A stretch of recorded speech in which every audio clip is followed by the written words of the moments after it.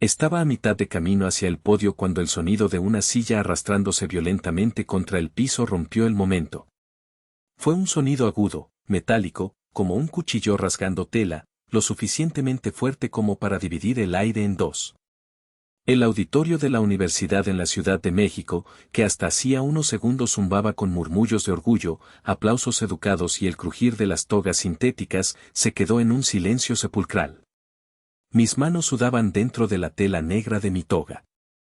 Sentía el birrete apretándome la frente, dejando una marca roja que seguramente se vería en las fotos, si es que llegaba a haber fotos. El olor a flores de lis y perfume caro de las madres en las primeras filas se mezclaba con mi propio miedo, un olor ácido y frío. Levanté la vista. No hacia el rector Montemayor, que me esperaba con el diploma en la mano y una expresión indescifrable, sino hacia la fila 12, sección central. Ahí estaba mi familia. Mi papá, don Efraín, encogido en su traje gris de los domingos, mirando al suelo como si quisiera que la tierra se lo tragara. Mi mamá, doña Graciela, con la boca abierta, una mano llevada al pecho en un gesto teatral de sorpresa que yo conocía demasiado bien. Y de pie, sobresaliendo como una herida abierta en medio de la multitud sentada, estaba ella. Berenice. Mi hermana mayor no vestía como alguien que va a una graduación ajena. Llevaba un vestido rojo sangre, ajustado, con un escote que desafiaba la gravedad y tacones dorados. Se veía espectacular, si no fuera por la mueca de odio puro que deformaba su rostro perfectamente maquillado. Su dedo índice me señalaba como si fuera un arma cargada. Ella es un fraude, gritó. Su voz no tembló. No hubo vacilación. Fue una ejecución pública limpia y directa. Ella copió todo. Es una mentirosa. El eco de sus palabras rebotó en las paredes altas del auditorio. Sentí 1000 pares de ojos girando hacia mí. Los estudiantes, mis compañeros de generación con los que había compartido desvelos y café barato, me miraban con confusión.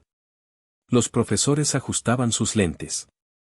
Los celulares comenzaron a elevarse, uno por uno, como luciérnagas digitales hambrientas de drama, grabando mi humillación para la posteridad.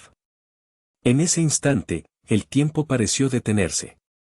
Podía ver las partículas de polvo flotando en los haces de luz de los reflectores. Podía escuchar el zumbido de la electricidad. Mi corazón golpeaba contra mis costillas con tanta fuerza que pensé que todos podían oírlo, un tambor de guerra en medio del silencio. Cualquier otra persona se habría derrumbado. La Mireya de hace 4 años, esa niña tímida que salió de Querétaro con una maleta llena de miedos, habría salido corriendo por la puerta de emergencia, llorando, dándole a Berenice exactamente lo que quería. Mi destrucción. Pero yo ya no era esa niña. Respiré hondo. El aire frío del aire acondicionado llenó mis pulmones. Apreté el brazo contra mi costado, sintiendo el borde afilado del sobre que había escondido en el forro interior de mi toga. Un sobre amarillo, grueso, sellado con cinta adhesiva. Mi seguro de vida. Mi venganza. Miré a Berenice directamente a los ojos. Vi su sonrisa triunfal, esa pequeña curvatura en la comisura de sus labios que decía ya te tengo, hermanita. Ella pensaba que este era el final de mi historia. Pensaba que me iba a ver arder en la hoguera de la vergüenza pública. Lo que ella no sabía, lo que mis padres no sabían, y lo que nadie en ese auditorio sospechaba, era que yo llevaba meses esperando este momento. No estaba caminando hacia mi ejecución. Estaba caminando hacia la suya. Di un paso. El tacón de mi zapato resonó en la madera del escenario. Clac. Luego otro paso. Clac. No bajé la mirada. No pedí perdón. Seguí caminando hacia el rector, hacia mi título, y hacia la verdad que estaba a punto de hacer volar en pedazos a mi familia. Pero para que entiendan por qué no corrí, por qué no lloré, y por qué tenía ese sobre escondido bajo mi ropa, tengo que contarles cómo empezó todo. No empezó con este grito. Empezó mucho antes, en una casa en Querétaro donde aprendí que el amor de los padres a veces tiene condiciones y que la envidia tiene el mismo ADN que tú. Crecí en una casa donde las paredes parecían estar tapizadas con los logros de mi hermana. En la sala principal, sobre la chimenea que nunca encendíamos, no había fotos familiares normales. Había un santuario dedicado a Berenice. Berenice ganando el concurso de belleza infantil de la colonia. Berenice con su banda de reina de la primavera. Berenice graduándose de la preparatoria con honores, sonriendo con esa dentadura perfecta que costó una fortuna en ortodoncia. Yo, Mireya, existía en los espacios vacíos. En los marcos pequeños sobre la mesa del teléfono o en los álbumes que se guardaban en el cajón de abajo.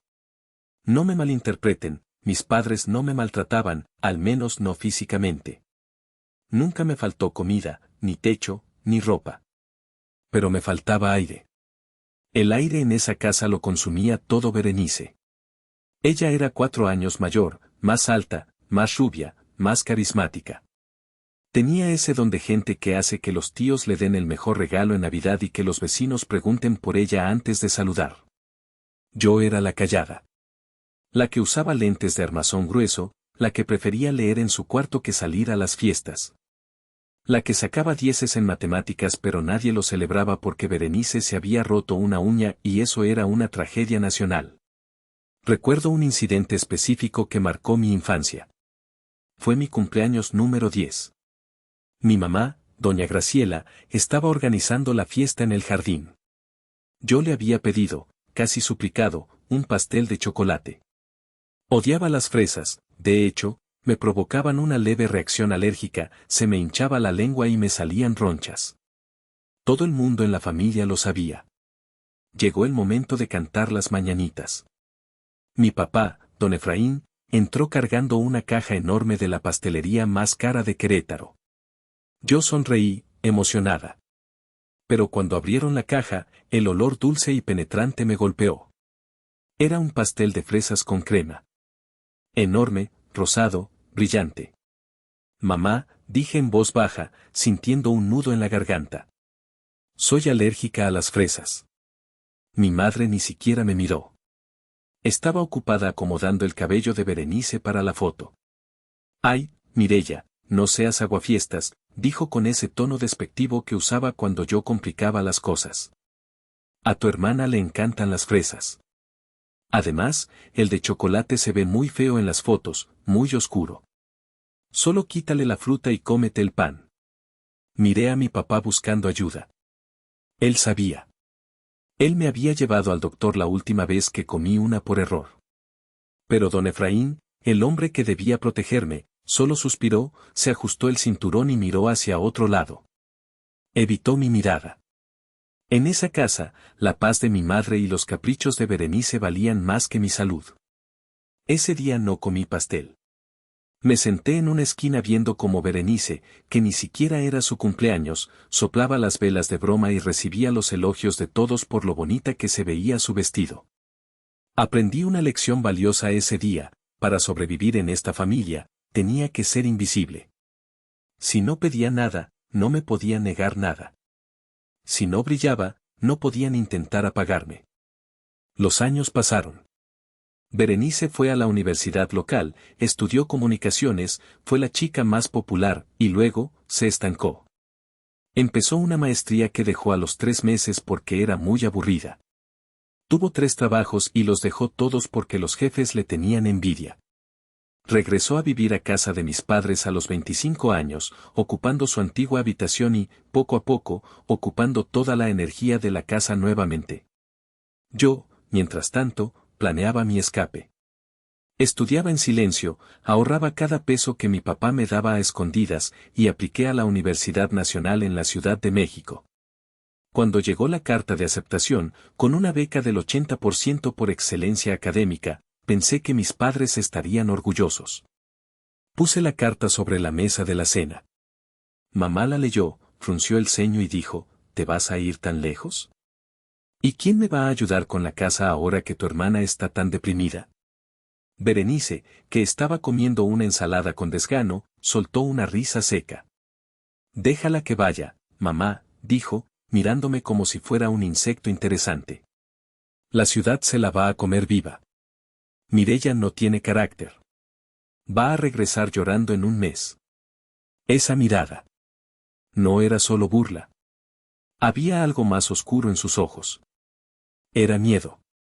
Miedo de que la hermana invisible, la sombra, pudiera lograr algo que ella, la estrella dorada, no había podido, ser independiente.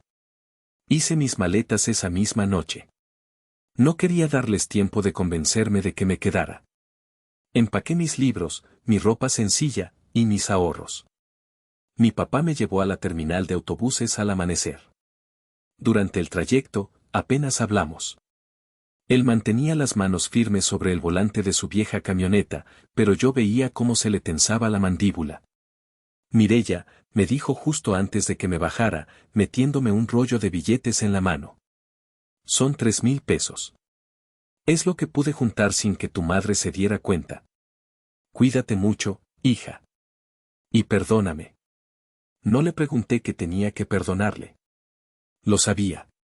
Tenía que perdonarle su silencio, su cobardía, su incapacidad para defenderme de las dos mujeres que gobernaban su vida. Lo abracé rápido y subí al autobús sin mirar atrás. La Ciudad de México fue un choque brutal. El ruido, el tráfico que nunca duerme, la gente caminando como si llegara tarde al fin del mundo. Pero por primera vez en mi vida, respiré. El aire estaba contaminado, sí, pero era mío. Nadie me comparaba con nadie. Nadie me decía qué comer o cómo vestir. Me instalé en un cuarto pequeño cerca de la universidad, con una ventana que daba a un muro de ladrillos, pero me parecía un palacio. En la Facultad de Psicología conocí a Lourdes, a quien todos llamábamos Lulú. Era una chica bajita, de cabello rizado y una energía inagotable. Fue la primera persona que me dijo eres brillante después de escucharme exponer en clase. No añadió un pero no eres tan bonita como tu hermana. Solo dijo que era brillante. Lulú se convirtió en mi ancla. Durante 3 años y medio, construí una vida. Mis calificaciones eran perfectas. Conseguí un trabajo de medio tiempo en la biblioteca para pagar lo que la beca no cubría. Apenas iba a Querétaro. Prefería decir que tenía mucha tarea que volver a sentarme en esa mesa donde Berenice reinaba con sus historias de fracasos disfrazados de injusticias. Berenice, por su parte, se hundía más. Me enteraba por las llamadas cortas con mi papá. Había terminado con su novio, había engordado un poco y eso la tenía furiosa, se pasaba el día en pijama criticando a todo el mundo en redes sociales. Pero cuando entré a mi último semestre, algo cambió. Empecé a brillar demasiado, supongo. Publiqué un artículo en una revista estudiantil. Me seleccionaron para dar el discurso de la generación. Cometí el error de compartir estas noticias en el grupo de WhatsApp de la familia, buscando, tontamente, un poco de aprobación. La respuesta de Berenice fue un emoji de pulgar arriba. Nada más. Una semana después de eso, empezaron las señales de humo. Cosas pequeñas, casi imperceptibles. Primero fue un archivo. Estaba segura de haber guardado mi entrevista final para la tesis en la nube. Cuando fui a abrirla, no estaba. Desaparecida. Pensé que había sido un error mío, que quizás no le di guardar correctamente por el cansancio. Tuve que pedirle a la persona que me dejara entrevistarla de nuevo, muriéndome de vergüenza. Luego, mi cuenta de Netflix cambió de idioma a ruso. Raro, pensé, tal vez un error del sistema. Cambié la contraseña y seguí con mi vida. Pero la tercera señal fue la que debió haberme alertado. Me llegó un correo de mi profesor de estadística, el doctor Salgado, preguntándome por qué no me había presentado al examen parcial. Me quedé helada. Corrí a su oficina, con el corazón en la garganta. Doctor, el examen es mañana, le dije, casi sin aliento. Él me miró por encima de sus lentes, confundido. Mireya, recibí tu correo ayer. Dijiste que tenías una emergencia familiar y que no podrías venir. Que asumías las consecuencias. ¿Qué? Sentí que el piso se movía. Yo nunca envié ese correo. Él giró su monitor y me lo mostró. Ahí estaba. Enviado desde mi cuenta institucional, con mi firma, con mis palabras. Palabras que yo nunca había escrito. Estimado doctor Salgado, lamento informarle. Me temblaron las manos. Revisé mi bandeja de enviados en mi celular. El correo estaba ahí. Doctor, le juro por mi vida que yo no escribí esto, dije, con lágrimas de frustración picándome los ojos. Alguien entró a mi cuenta. El profesor me vio tan alterada que accedió a hacerme el examen en ese momento. Lo pasé con 10, pero salí de su oficina con una sensación de náusea que no se me quitaba. Alguien me estaba observando. Alguien quería que fallara. Y aunque mi cerebro lógico de psicóloga buscaba explicaciones racionales, mi instinto, ese instinto de supervivencia que desarrollé en Querétaro, susurraba un nombre. Esa noche llamé a Lulú. Ella vino a mi cuarto de inmediato, trayendo tacos y refrescos. Le conté lo del correo, lo del archivo perdido. Mireya, me dijo muy seria, mordiendo un taco al pastor. ¿Tienes la misma contraseña para todo? Bajé la cabeza. Sí. Mireya 123. No me juzgues. Lulú rodó los ojos. Eres un genio para la psicología y un desastre para la seguridad cibernética.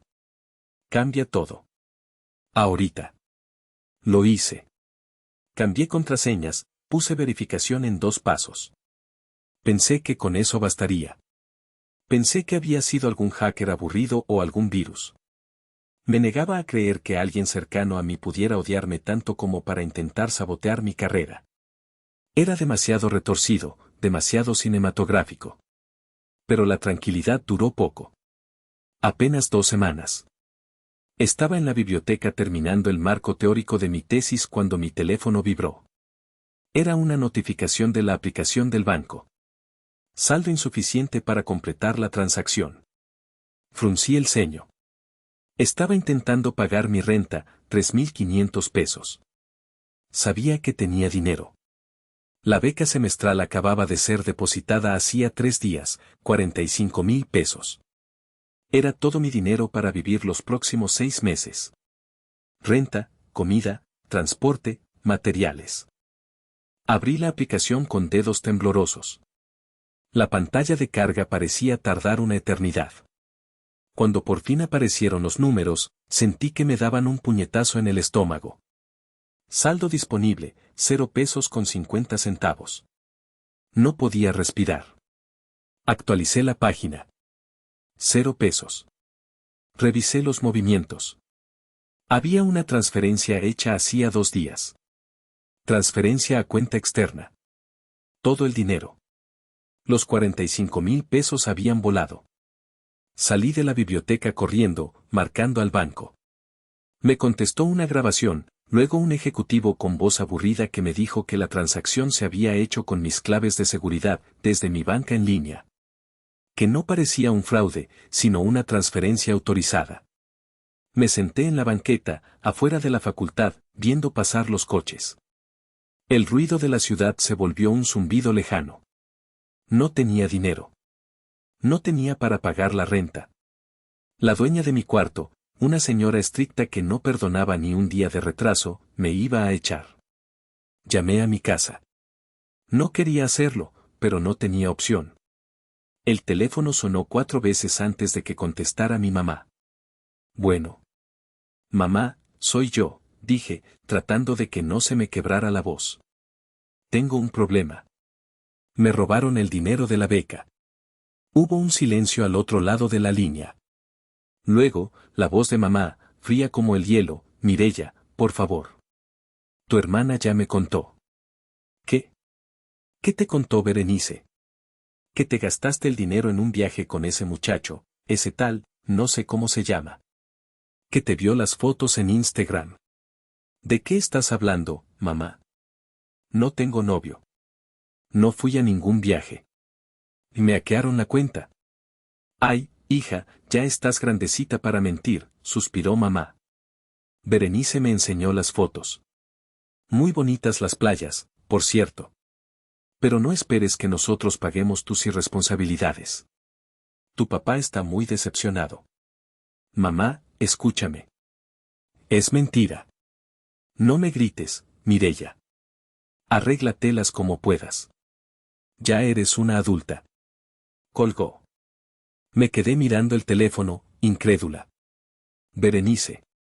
No solo me habían robado, sino que habían plantado una historia perfecta para cubrir el robo y, de paso, destruir mi reputación con mis padres.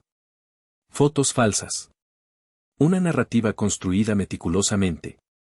No era un hacker ruso. No era un virus. Era mi propia sangre. Esa noche no dormí. Me quedé mirando el techo, sintiendo como el miedo se transformaba en algo más denso, más pesado. No era solo envidia. Esto era maldad. Berenice no quería ser mejor que yo, quería que yo dejara de existir. Quería borrarme. Y lo peor de todo es que estaba ganando. Los días siguientes fueron un infierno borroso. Sin dinero, mi dieta se redujo a paquetes de fideos instantáneos que tenía guardados y agua del grifo. Lulú me ofreció prestarme dinero, pero mi orgullo, esa estúpida herencia de mi padre, me impedía aceptar más de lo necesario para el pasaje del metro. La dueña del departamento, la señora Carmela, tocó a mi puerta el día 3 del mes. Mireya, la renta, dijo sin saludar. Señora Carmela, tuve un problema con el banco, le expliqué, sintiéndome pequeña. ¿Podría esperarme una semana? Por favor. La mujer me miró de arriba abajo. Te doy 3 días, niña. Si no, sacas tus cosas. Aquí no es beneficencia. Cerré la puerta y me deslicé hasta el suelo. El hambre me provocaba un dolor sordo en la boca del estómago, pero la ansiedad era peor. Me sentía observada todo el tiempo. Cada vez que mi celular vibraba, saltaba. ¿Qué más iba a pasar? ¿Qué más me iban a quitar? Intenté concentrarme en la escuela, pero mi cerebro estaba en modo de supervivencia. Y entonces, llegó el golpe maestro. El golpe que estaba diseñado no para quitarme mi dinero, sino mi futuro. Estaba saliendo de una clase de psicopatología cuando el altavoz del pasillo sonó. Alumna Mireya Solís, favor de presentarse en la oficina del rectorado inmediatamente. Repito, Mireya Solís al rectorado. Mis compañeros se giraron a verme. Nadie te llama al rectorado a menos que sea algo grave. Muy grave. Caminé por los pasillos largos y fríos, sintiendo que mis piernas eran de plomo. Al llegar, la secretaria ni siquiera me sonrió. Pase, la están esperando. Entré. En la oficina no estaba solo el rector Montemayor, un hombre canoso y serio que imponía respeto con solo respirar. También estaba el jefe de mi carrera y, para mi horror, un abogado de la universidad. Siéntese, señorita Solís, dijo el rector. Me senté en el borde de la silla. Mis manos temblaban tanto que tuve que esconderlas bajo mis muslos. Hemos recibido una denuncia formal, dijo el abogado, empujando una carpeta hacia mí. Se le acusa de plagio masivo en su tesis de titulación. El mundo se detuvo. Sentí un zumbido agudo en los oídos. ¿Plagio? Abrí la carpeta. Eran capturas de pantalla. Páginas enteras de mi tesis, mi trabajo de 1 año, comparadas con un blog en internet publicado hacía 6 meses. El texto era idéntico. Esto es imposible, tartamudeé. Yo escribí esto. Son mis palabras. Mis investigaciones. La fecha de publicación del blog es anterior a la entrega de sus borradores, dijo el jefe de carrera, mirándome con decepción. Mireya, eras nuestra mejor estudiante. ¿Por qué? No lo hice, grité, desesperada. Alguien debió subir mi trabajo a ese blog para incriminarme. El rector suspiró, quitándose los lentes. Es una acusación muy grave, Mireya. El plagio conlleva la expulsión inmediata y la cancelación de cualquier crédito académico. Básicamente, si esto se confirma, no te gradúas. Y nunca serás psicóloga. Las lágrimas empezaron a correr por mi cara. No era llanto de tristeza, era de pura impotencia. Sabía quién había sido. Solo una persona tenía acceso a mi computadora vieja cuando iba a casa. Solo una persona sabía mi contraseña antigua. Tienen que creerme, susurré. Mi hermana está haciendo esto. Los 3 hombres intercambiaron miradas. Miradas que decían pobre chica, está inventando conspiraciones para salvarse. Se abrirá una investigación, dijo el abogado. Pero le advierto, la evidencia técnica es contundente. El blog existe. Su tesis es una copia. Tiene una semana para presentar pruebas en su defensa. Si no, procederemos con la expulsión. Salí de la oficina tambaleándome. Caminé hasta el baño más cercano y vomité lo poco que tenía en el estómago. Me lavé la cara con agua helada, mirando mi reflejo. Estaba pálida, con ojeras profundas. Parecía un fantasma. Berenice no solo quería verme sufrir. Quería aniquilarme. Quería quitarme lo único que me hacía diferente a ella, mi éxito, mi carrera, mi identidad. Saqué mi celular. Tenía un mensaje de texto de un número desconocido. Lo abrí. Qué lástima lo de tu tesis. A veces la presión es mucha, ¿verdad? Regresa a casa, hermanita. Aquí te cuidamos. La furia que sentí en ese momento fue tan caliente que secó mis lágrimas al instante. Guardé el teléfono. Me sequé la cara con la manga de mi suéter. ¿Querían guerra? Bien. Iban a tener guerra. Pero no iba a pelear con gritos y llantos como Berenice. Iba a pelear con inteligencia. Iba a pelear como la psicóloga que estaba a punto de ser. Esa tarde no fui a mi casa. Fui a un café internet, uno de esos lugares oscuros que huelen a limpiador de pino y papas fritas, lejos de mi zona habitual. Necesitaba pensar fuera de mi entorno vigilado. Llamé a Lulú. Necesito ayuda, le dije. Pero no ayuda de amiga que trae helado. Necesito ayuda técnica. Necesito a alguien que sepa rastrear fantasmas. Lulú guardó silencio un segundo. Conozco a alguien, dijo. Se llama Ulises. Es raro, vive de noche y creo que se alimenta solo de bebidas energéticas, pero es el mejor. Si alguien dejó una huella digital, él la encuentra. Me dio la dirección. Era un edificio viejo en la colonia Doctores. Subí 3 pisos por una escalera que olía a humedad. Toqué la puerta 4B. Abrió un chico flaco, con el cabello largo y grasoso, usando una camiseta de Star Wars deslavada. Me miró con desconfianza. ¿Tú eres la amiga de Lulú?, preguntó. Sí. Soy Mireya. Necesito que encuentres quien me robó mi vida.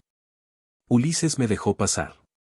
Su departamento era un caos de cables, monitores y cajas de pizza vacías. Pero su equipo parecía sacado de la NASA. 3 pantallas enormes brillaban en la oscuridad. Siéntate, me dijo, señalando una silla gamer que había visto mejores días. Cuéntame todo. Y cuando digo todo, es todo. Contraseñas, fechas, nombres de mascotas, enemigos, exnovios rencorosos. Le conté. Le hablé de Berenice, de los correos, del dinero, del blog. Ulises escuchaba sin mirarme, sus dedos volaban sobre un teclado mecánico que hacía un ruido rítmico, hipnótico. Tac tac tac tac. Dame acceso a tu cuenta de la universidad, dijo.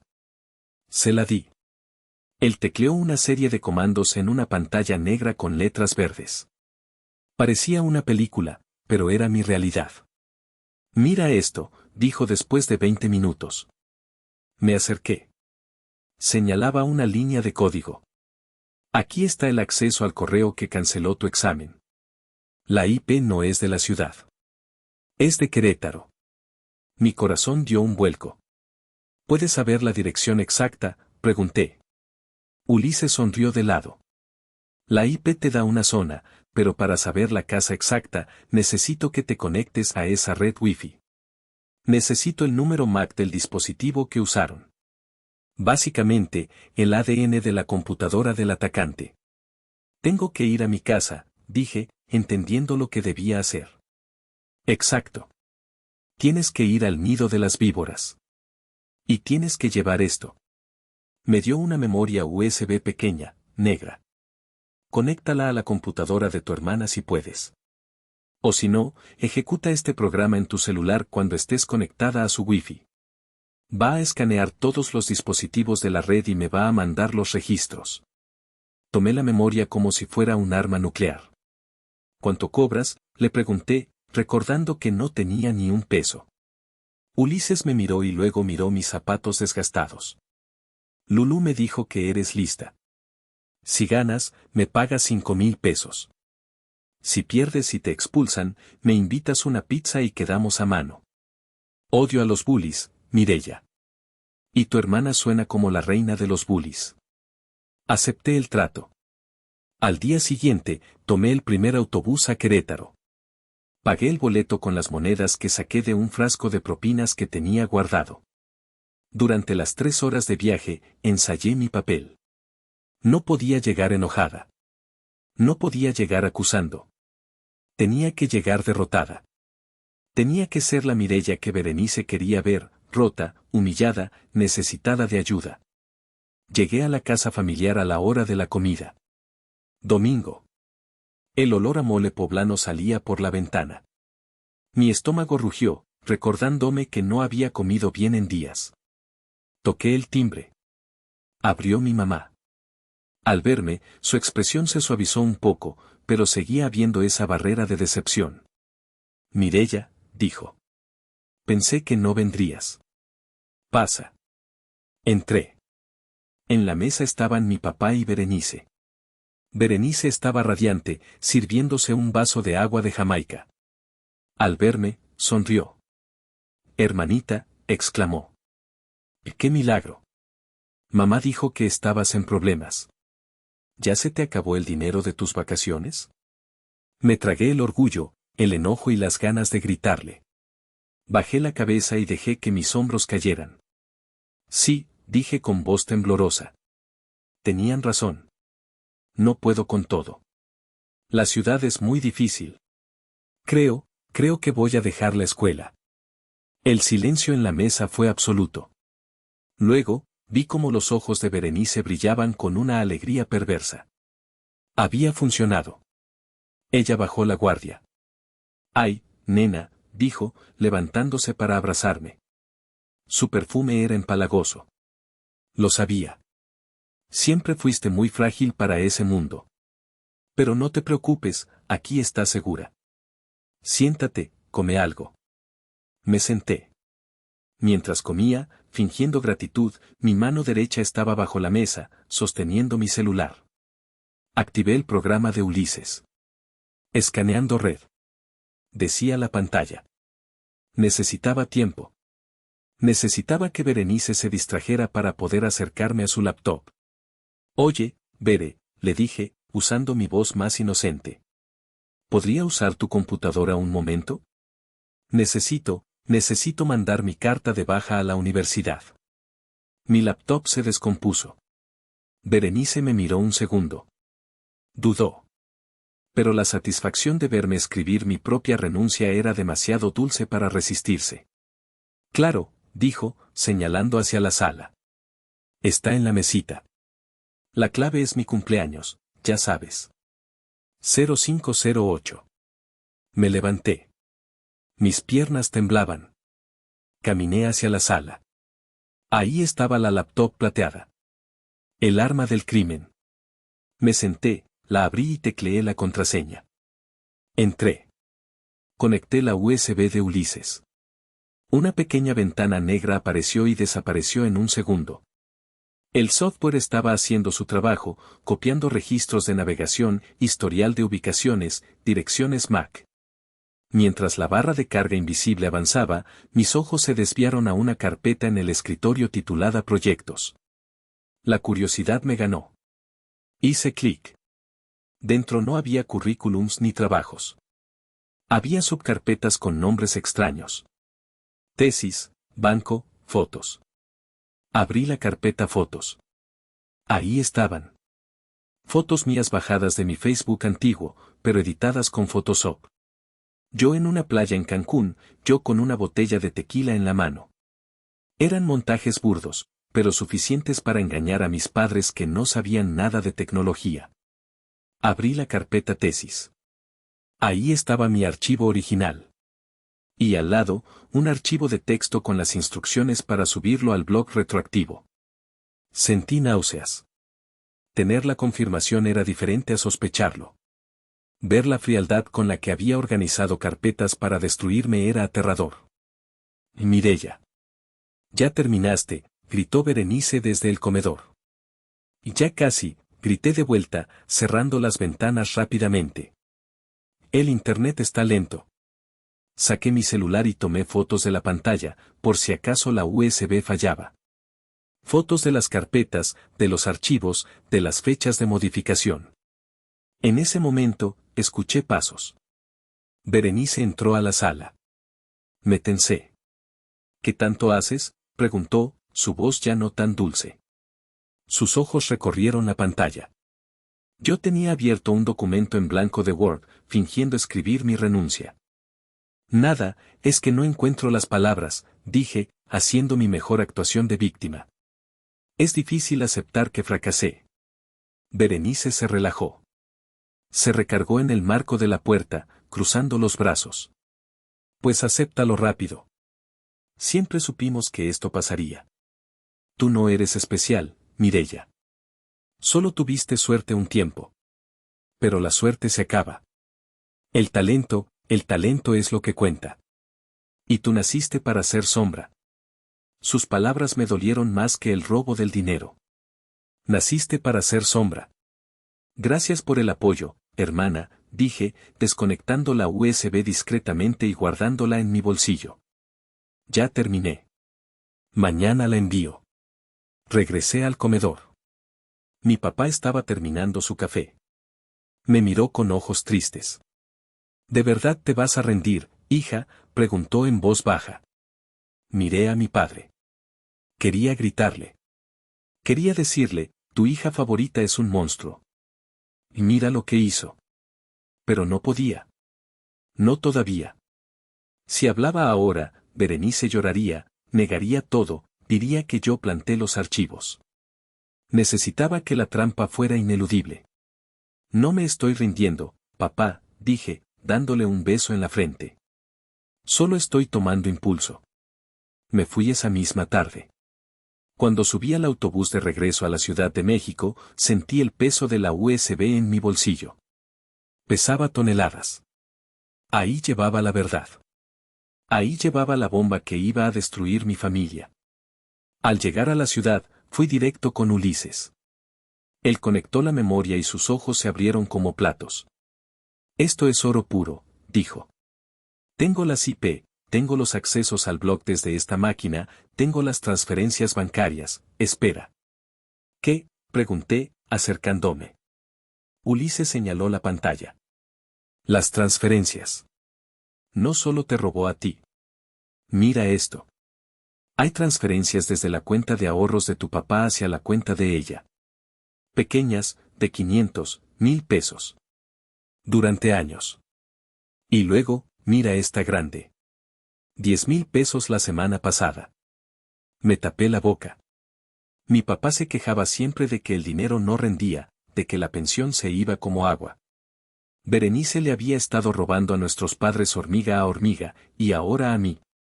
Es una cleptómana, susurró Ulises. O una sociópata.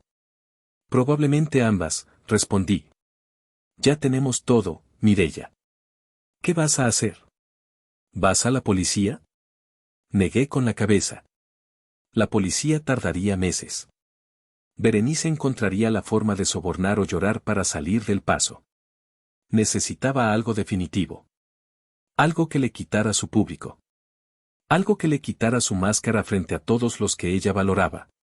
Tengo un plan mejor, dije. Pero necesito un abogado. Y necesito que tú me ayudes a preparar la presentación final. Ulises sonrió. Me gusta cómo suena eso. Los siguientes días viví una doble vida. Por un lado, seguía yendo a la universidad, con la cabeza baja, ignorando los rumores sobre mi plagio que ya corrían por los pasillos. Por otro lado, estaba armando mi defensa. Con la información que recolectamos, busqué a una abogada. Lulu me recomendó a su tía, la licenciada Amalia Hinojosa. Una mujer bajita, de cabello gris cortado estilo militar y una mirada que podía cortar vidrio. Le enseñé todo. Los logs, las fotos, los estados de cuenta bancarios que Ulises logró rastrear. Amalia revisó los papeles en silencio en su despacho de madera oscura. Después de 10 minutos, se quitó los lentes y me miró. Niña, esto no es una travesura de hermanos. Esto es fraude bancario, robo de identidad, acceso ilícito a sistemas informáticos y difamación. Tu hermana podría ir a la cárcel 5 años, mínimo. ¿Estás dispuesta a eso? ¿A meter a tu hermana a la cárcel? Pensé en mi papá. Pensé en cómo se le rompería el corazón. Pero luego pensé en mí. En mis noches de hambre. En mi reputación manchada. En cómo Berenice me miró y me dijo que yo nací para ser sombra.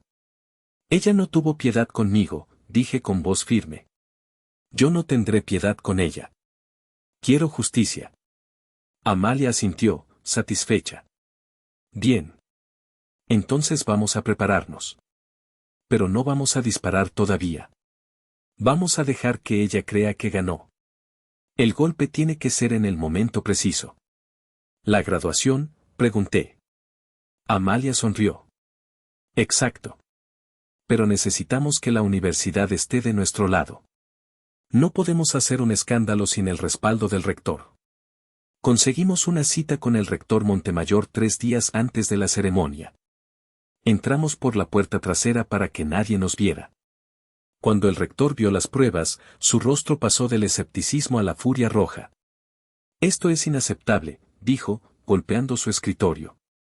Atacar a una compañera, atacar la integridad académica de esta institución.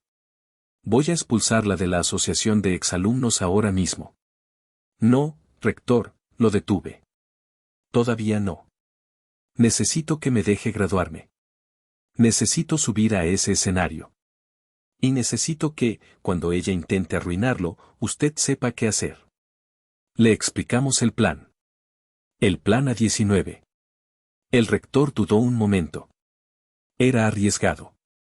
Podía convertirse en un circo. Pero al final, vio la determinación en mis ojos. Y quizás, solo quizás, también odiaba las injusticias. De acuerdo, Mireya, dijo. Pero más te vale que tengas razón. Salí de ahí sintiendo que flotaba. Todo estaba listo. Solo faltaba una cosa. El cebo. Llamé a mi casa esa noche. Contestó Berenice. Hola, Bere, dije, fingiendo llorar. Ya no aguanto. Mañana voy a ir a la graduación solo para ver a mis amigos de lejos, pero no me van a dar el título. Me dijeron que estoy bajo investigación. Berenice suspiró, un sonido de falsa compasión. Ay, pobre.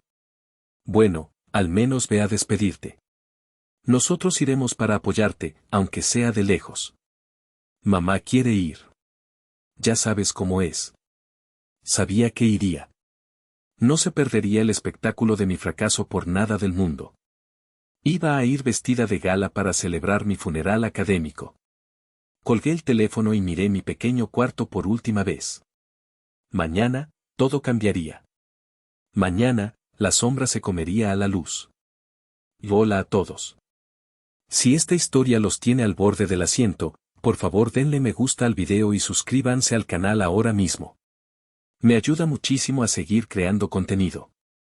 Y cuéntenme en los comentarios, ¿desde qué ciudad del mundo nos están escuchando?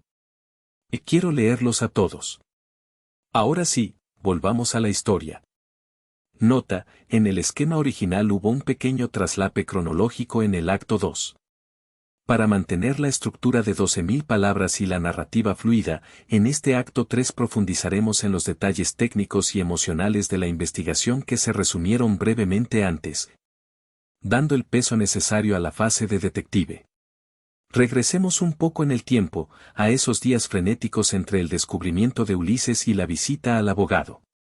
Esos días fueron cruciales, porque no bastaba con saber quién era, necesitábamos saber cómo y por qué con una precisión quirúrgica. Ulises se convirtió en mi sombra.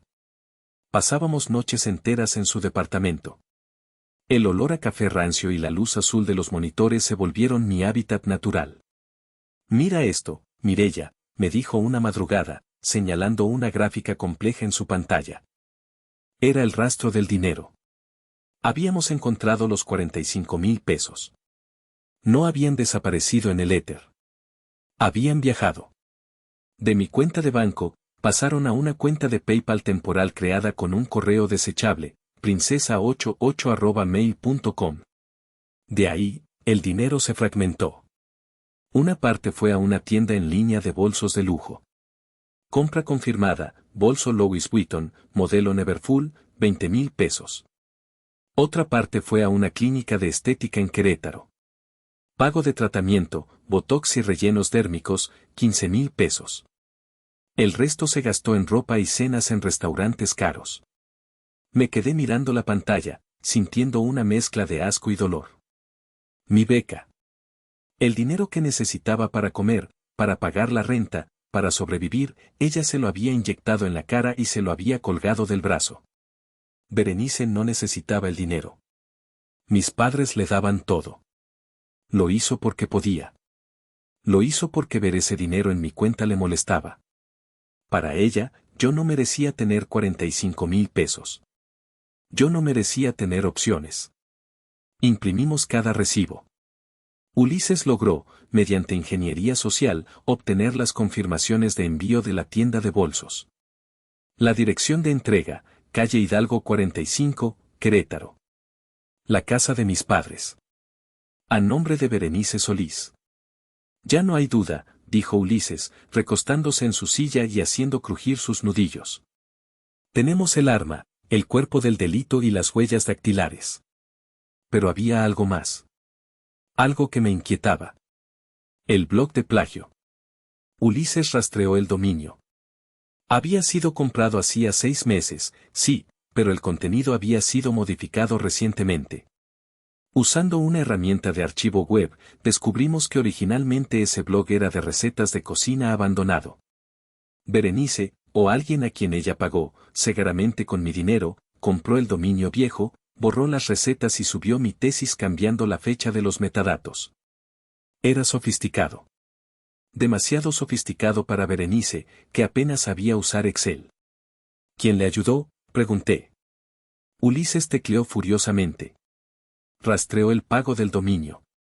Una tarjeta de crédito a nombre de Ricardo M., un exnovio de Berenice que estudiaba sistemas. Ahí estaba el cómplice. Berenice no trabajaba sola. Tenía a sus secuaces, encantados por su sonrisa y sus mentiras. Necesitamos una declaración de este tipo, dijo Ulises. Lo buscamos en Facebook. Ricardo parecía un tipo normal, un poco inseguro. Le envié un mensaje directo, no acusándolo, sino asustándolo. Hola Ricardo. Soy Mireya Solís. Mi abogado tiene pruebas de que tu tarjeta se usó para cometer un delito federal de fraude académico y difamación. Si no quieres que tu nombre aparezca en la demanda junto al de mi hermana, necesito hablar contigo. Ricardo contestó en 3 minutos. Estaba aterrorizado. Berenice le había dicho que era una broma para darle una lección de humildad a su hermana menor. No sabía lo del robo de dinero. No sabía que era tan grave. Nos envió capturas de pantalla de sus conversaciones con Berenice. En ellas, Berenice se refería a mí como la rata de biblioteca y decía cosas como hay que cortarle las alas antes de que vuele. Leer esos mensajes fue la prueba final para mi corazón. Si quedaba algún residuo de amor fraternal, alguna esperanza de que esto fuera un malentendido, murió al leer esa frase, hay que cortarle las alas. Ya no era mi hermana. Era mi verdugo. Y yo estaba afilando el hacha para devolver el golpe. Con la evidencia digital asegurada, quedaba un cabo suelto, mis padres. Necesitaba saber, necesitaba tener la certeza absoluta de que tanto sabían. ¿Eran cómplices? ¿O eran víctimas también? Recordé las transferencias de la cuenta de mi papá. Decidí hacer una última prueba. Llamé a mi papá al celular, a una hora que sabía que él estaría solo, regando el jardín. Papá, le dije. Necesito preguntarte algo y necesito que seas honesto conmigo. Dime, hija, su voz sonaba cansada. ¿Tú le diste dinero a Berenice la semana pasada? ¿10,000 pesos? Hubo un silencio largo. Solo escuchaba el sonido del agua cayendo sobre las plantas. ¿Cómo sabes eso?, susurró. Papá, se lo diste. Ella me dijo que lo necesitaba, Mireya. Para un curso. Para retomar su maestría. Me dijo que quería mejorar, ser como tú. Cerré los ojos. Mentiras. Otra vez mentiras. El dinero del curso era el que faltaba para completar sus compras, cegaramente. Papá, ella no se inscribió a ningún curso. Hija, no empieces con tus celos, me cortó, y por primera vez escuché enojo en su voz. Tu hermana está intentando salir adelante. Tú tienes tu beca, tienes tu vida allá. Ella nos necesita. No seas egoísta. Egoísta. La palabra me golpeó como una bofetada. Yo, que vivía con fideos. Yo, que nunca les pedí nada. Yo era la egoísta. Está bien, papá, dije, con la voz muerta. Tienes razón. Nos vemos en la graduación. Colgué. Y en ese momento, supe que ellos también tenían que caer. No irían a la cárcel, claro, pero tenían que ver la verdad. Tenían que ver el monstruo que habían alimentado. Su ceguera voluntaria me había costado años de dolor. Ya no iba a protegerlos de la realidad. La noche antes de la graduación, en mi departamento en la ciudad, extendí mi toga sobre la cama. Alicé las arrugas con la mano. Puse el birrete al lado. Y luego, saqué el sobre amarillo. Lo marqué con un plumón negro grueso, a 19. Era el código que habíamos acordado con el rector. Acta 19. Dentro del sobre estaba el resumen ejecutivo de la investigación de Ulises, certificado por un notario público gracias a la licenciada Amalia. Estaba la confesión impresa de Ricardo. Estaban los recibos de Louis Vuitton y de la clínica de estética. Y estaba una copia de la denuncia penal ya redactada, lista para ser presentada ante el Ministerio Público. Mireya, me dijo Lulú, que estaba sentada en el suelo ayudándome a limpiar mis zapatos. ¿Estás segura de que puedes hacer esto sin llorar? Porque si lloras allá arriba, ella gana. La miré. Mis ojos estaban secos. Ya no me quedaban lágrimas. No voy a llorar, Lulú. Mañana no se trata de tristeza. Se trata de limpieza. Voy a limpiar mi vida. Me acosté temprano, pero no dormí. Repasaba el plan paso a paso. Llegar al auditorio. Soportar la mirada de mis padres. Esperar el ataque de Berenice. Porque sabía que atacaría. Su ego no le permitiría quedarse sentada viendo cómo yo recibía un honor que ella creía merecer. Caminar. Entregar el sobre. Ver el mundo arder. A las 3 de la mañana, me levanté y fui a la ventana. La Ciudad de México dormía bajo un manto de luces naranjas. Pensé en todas las niñas como yo, las hermanas invisibles, las ovejas negras que en realidad son las únicas cuerdas de la familia.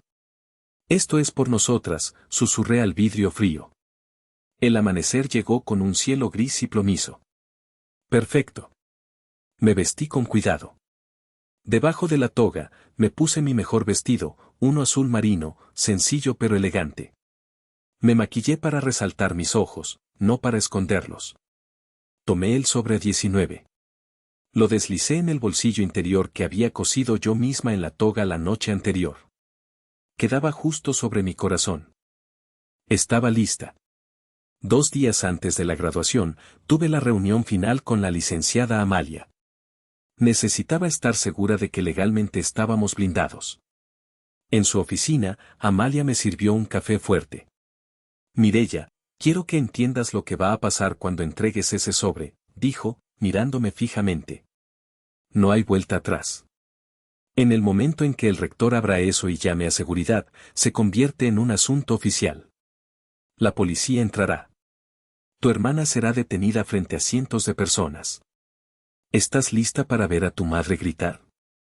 Para ver a tu padre llorar. Mis manos rodeaban la taza caliente. Recordé la cara de desprecio de mamá cuando no comí el pastel de fresas. Recordé la voz de papá llamándome egoísta. Estoy lista, dije. Ellos eligieron a su hija favorita. Yo me estoy eligiendo a mí misma. Amalia asintió, aprobando mi frialdad. Bien. Tengo a 2 agentes de la policía ministerial avisados. Estarán de civil en el auditorio, cerca de la salida de emergencia y cerca del escenario. El rector les dará la señal.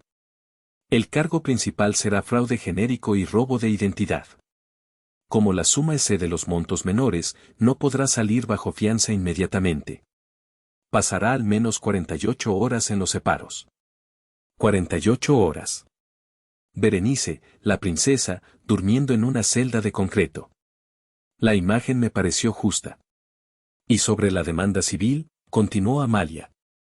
Vamos a pedir la restitución de los 45,000 pesos, más daños y perjuicios, y los honorarios legales. Tus padres probablemente tendrán que pagar, ya que ella es insolvente. Que vendan la camioneta, dije sin dudar. O las joyas de mamá. No me importa. Quiero mi dinero de vuelta. Es mi esfuerzo. Amalia sonrió, una sonrisa afilada como un tiburón. Me caes bien, Mireya. Pocas veces veo a alguien con las agallas de llevar esto hasta el final. La mayoría se arrepiente en el último minuto por la familia. Pero la familia no debería ser un escudo para el abuso. Salí de su despacho sintiéndome poderosa. Tenía un ejército detrás de mí, Ulises en lo digital, Amalia en lo legal, Lulú en lo emocional. Berenice solo tenía su envidia y sus mentiras. La balanza, por primera vez en mi vida, estaba inclinada a mi favor. El último eslabón era el rector.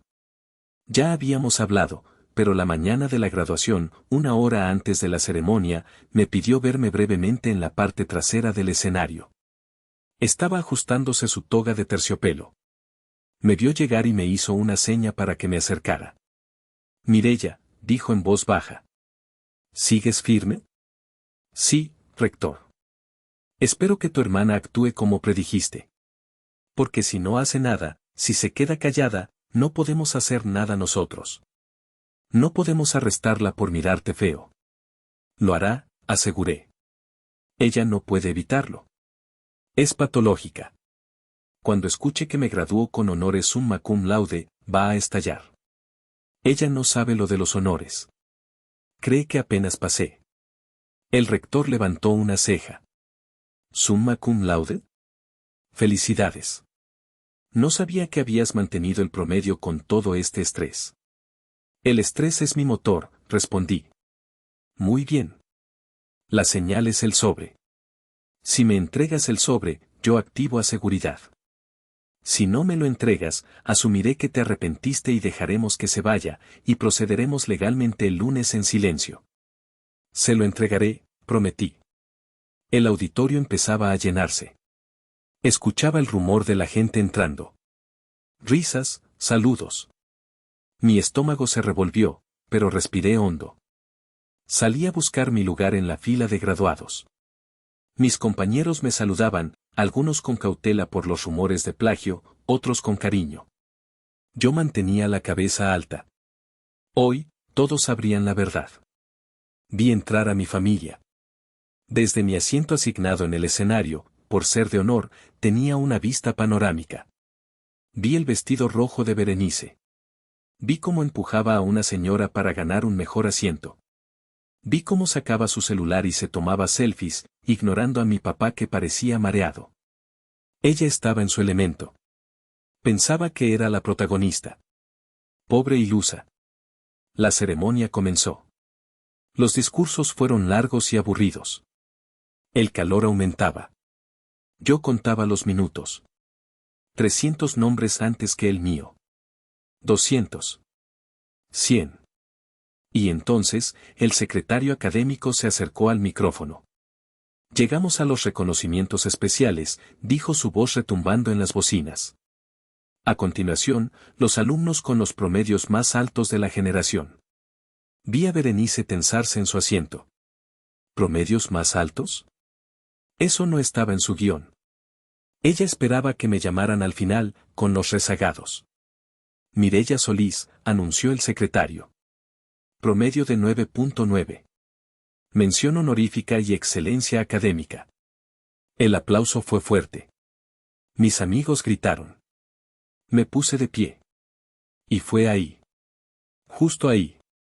Berenice no pudo soportarlo. La disonancia cognitiva fue demasiado para ella. Ella había destruido mi tesis. Ella me había robado el dinero. ¿Cómo era posible que yo estuviera ahí arriba, siendo celebrada? Su realidad se quebró. Y como un animal herido y acorralado, atacó. Volvemos al inicio. Al momento del grito. Ella es un fraude. Ella copió todo. Berenice estaba de pie, con el rostro rojo, las venas del cuello saltadas. Ya no se veía bonita. Se veía grotesca. Mi mamá intentaba jalarla del brazo para que se sentara. Berenice, cállate, le susurraba, horrorizada por el escándalo. Pero Berenice se soltó de un tirón. No me toques. Tienen que saberlo. Esa tesis es robada. Es una ladrona. El silencio del auditorio era denso. Todos me miraban. Empecé a caminar. Paso a paso. Mis piernas no temblaban. Sentía una calma extraña, casi sobrenatural. Era la calma del francotirador antes del disparo. Mientras caminaba, vi las caras de la gente. Ya no veía duda en ellos. Veía miedo. Miedo de la mujer loca que gritaba en el pasillo. Berenice estaba perdiendo el control de la narrativa en tiempo real. Llegué al podio. El rector Montemayor me miraba, con el diploma en una mano y la otra descansando sobre el atril. Su rostro estaba serio, pero sus ojos brillaban. Estaba esperando.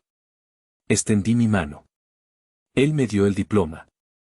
Felicidades, licenciada Solís, dijo en voz alta para que el micrófono lo captara. Gracias, rector, respondí. Y luego, me incliné hacia adelante, invadiendo su espacio personal, y susurré las palabras mágicas. Traigo el sobre a 19. Está aquí. Saqué el sobre amarillo de mi toga. Lo puse sobre el atril, encima de la lista de graduados.